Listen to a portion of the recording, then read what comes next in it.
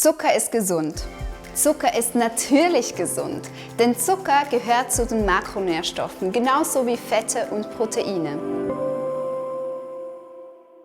Du solltest gemäß der DGE, der Deutschen Gesellschaft für Ernährung, 55% deiner täglichen Nahrungszufuhr in Form von Kohlenhydraten zu dir nehmen. Kohlenhydrate unterscheiden sich in Monosaccharide, Disaccharide, Oligosaccharide und Polysaccharide. Also einfach, zweifach, mehrfach und vielfach Zucker. Und deshalb kann ein Satz wie Zucker ist gesund nicht wirklich stimmen. Denn die Frage, die wir uns stellen müssen, ist, welche Zuckerart ist denn gesund? Die bedeutendsten Monosaccharide sind Glucose, Fructose, Galaktose und Mannose. Und Glucose stellt für den menschlichen Körper das allerwichtigste Kohlenhydrat dar. Denn die Glucose stellt die Energiebereitung für die Zellen vor, wie die Nervenzellen und das Nebennierenmark. Wie ihr seht, also essentiell lebenserhaltend. Aber warum hat denn der Zucker so einen schlechten Ruf? Das liegt natürlich daran, dass wir unter Zucker oft den Haushaltszucker meinen. Und der sollte tatsächlich weiterhin auch einen schlechten Ruf haben. Denn aufgrund der ökonomisch günstigen Herstellung wird der Haushaltszucker in großen Mengen in den industriellen Lebensmittelproduktionen eingesetzt. Und beim Raffinationsprozess gehen jegliche Minerale und Vitamine verloren. Eine Hochrechnung besagt, dass wir 70 Gramm Zucker pro Tag zu uns nehmen.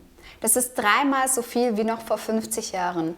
Und dieser Zuckerkonsum ist dafür verantwortlich für Übergewicht und typische Zivilisationskrankheiten. Wichtig ist, dass Saccharose, also der Haushaltszucker, nicht mit dem Fruchtzucker gleichzusetzen ist. Da Obst im Gegensatz zu gezuckerten Rezepten sehr leicht verdaulich ist, geht der Fruchtzucker vom Magen direkt ins Blut und wird nicht über den Darm geleitet. Das Obst verfügt über sehr wichtige Vitamine und Mineralstoffe, die dringend benötigt werden für unseren Körperaufbau und Körpererhalt. Also lasst euch die Freude am Fruchtzucker in gesundem Obst nicht nehmen. Wenn ihr also an Zuckergelüsten leidet, dann greift zu Trauben, zu frischem Obst. Sie werden euch nähren und gut tun. Im Gegensatz zu industriell hergestellten Süßigkeiten sind da alle essentiellen Vitamine und Spurenelemente vorhanden. Es ist sogar wichtig, dass ihr auf eure Gelüste hört und euer Körpergefühl schult, dass ihr euch zeigen könnt, was euer Körper wirklich braucht. Also braucht jetzt der Körper wirklich diese Kekspackung mit den E-Stoffen, mit den Fetten, mit dem ungesunden Zucker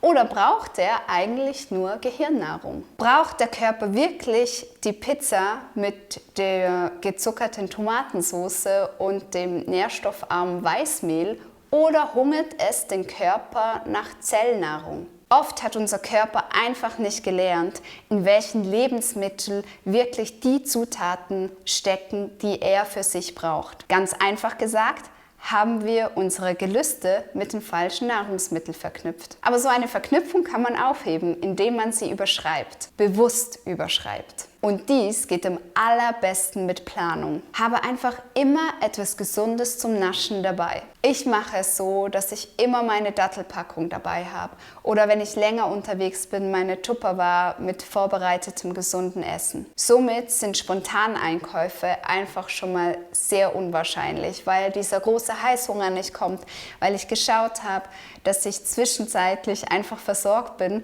Und es erleichtert so mein Leben. Ich lebe damit Selbstfürsorge und weiß, alles, was ich brauche, habe ich dabei und ich werde nicht abgelenkt von irgendwelchen Food-Werbungen oder Menschen, die genüsslich in irgendwas reinbeißen und ich denke so, ich arme, ich darf nicht. Und ich muss dazu sagen, ich bin wirklich ein sehr, sehr süßes Mädchen. Ich liebe Süßigkeiten. Ich habe schon immer Süßes und Gebackenes geliebt. Mein Leben wäre nicht halb so schön ohne diese Dinge. Aber ich litt, abgesehen von meinen chronischen Beschwerden nach dem Essen, auch immer an dieser bleien Müdigkeit. Und dazu kam oft auch Schwindel und Konzentrationsstörungen und der bekannte niedrige Blutzuckerspiegel.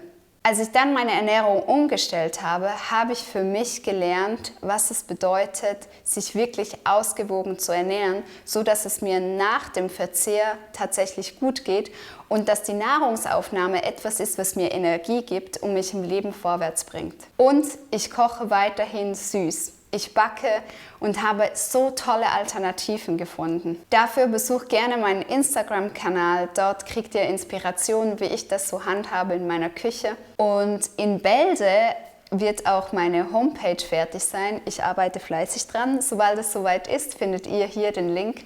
Und hier findet ihr Inspirationen, wie man vom Haushaltszucker wegkommen kann und trotzdem seine süße Leidenschaft ausleben kann. Und denk daran, du bist wichtig und deine Wichtigkeit beginnt beim Einkauf.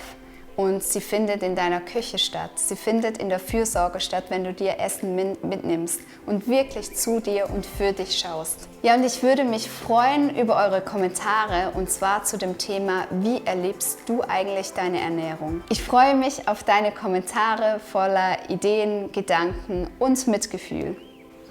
Ja, cheers! Datteln. Mega geil.